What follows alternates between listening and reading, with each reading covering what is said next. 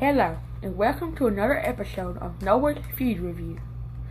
The other day, I was looking in the comments of one of my last videos, and 2 or 3 people were saying I should eat healthier. First of all, I think that's overrated. I should be able to eat whatever I want.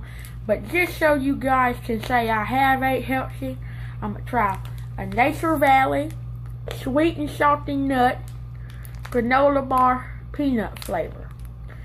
So, in case you little health freaks out there were wondering, it has 170 calories.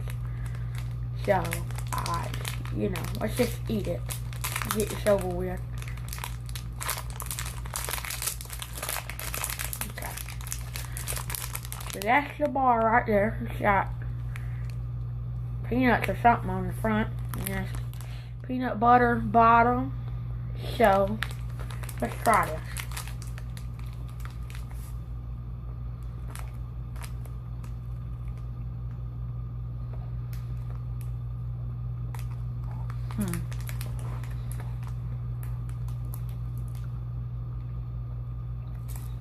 So, honestly, I would much rather have a Snickers or a Twix bar, but for it to be healthy or whatever, it's not terrible. But I will never eat one again.